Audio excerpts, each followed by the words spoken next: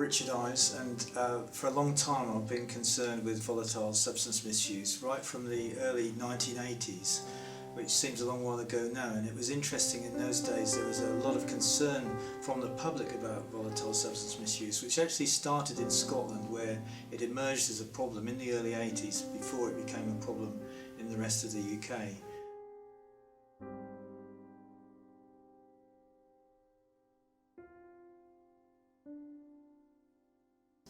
There's been a very long-lived research project that's happened at St George's University in London, which has been tracking VSM deaths, volatile substance related deaths.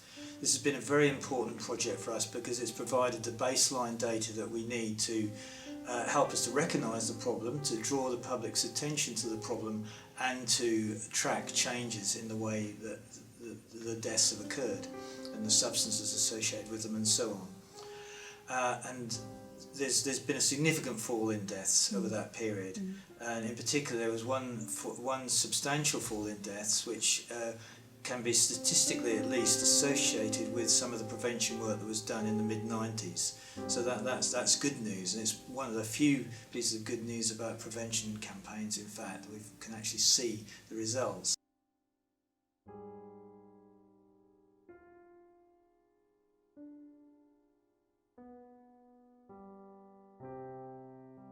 When people look at drugs issues, supply is one of the first things that come to their mind. Let's control the supply of illegal drugs, let's raise the price of alcohol, let's ban young people from buying volatile substances. That's an initial reaction, an understandable reaction, but of course of a necessary but not sufficient.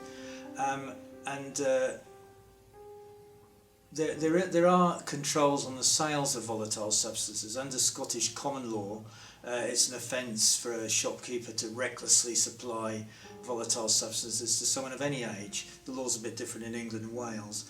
And there's also regulations that apply to the whole of the UK that control the sale of butane gas lighter refills, cigarette lighter refills, to young people under 18. They must not be supplied, they must not be sold to anyone under 18.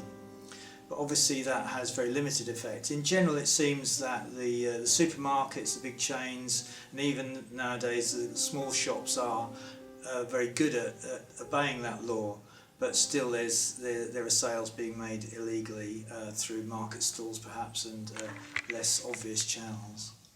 I think a lot of the research shows that there are some people are more at risk than others, as you would expect. That's true of just about any social problem. And I don't think there's anything particularly special about volatile substance misuses, any different from other substance misuses. So therefore the groups that one might want to focus on are those children who've had damaged upbringings in some ways. Obviously children who are looked after by local authorities would be a particularly targeted group. And actually we know from the death study that I mentioned earlier that among children living in care there's a higher proportion of people who sniff and people who actually die from sniffing. Sometimes when a professional is confronted with a volatile substance misuse, given that they recognise that they've got one, which as I said they don't always, they may panic. This is partly because they don't see, the average professional will not see many volatile substance misuses in their career, so it's a novel thing for them, and maybe they've heard horror stories about how you can die at the first attempt, which is indeed true. There's always a risk of death. Maybe they've heard stories about how intractable such clients are, how difficult it is to deal with entrenched volatile substance misuse, which is also true in some cases. But mostly it's the fear of the unknown, I think. So my message to such a profession would be, don't panic, be reassured, you have the skills that you need. You might need a little bit of specialist information. Organisations like Re-Solv can provide that information. But do your normal work, do your motivational interviewing, do your evidence-based therapy, whatever that is, whatever is familiar to you. Build a relationship with the client as you would in any case. And you're not assured of success, you never are, but you will be able to make headway.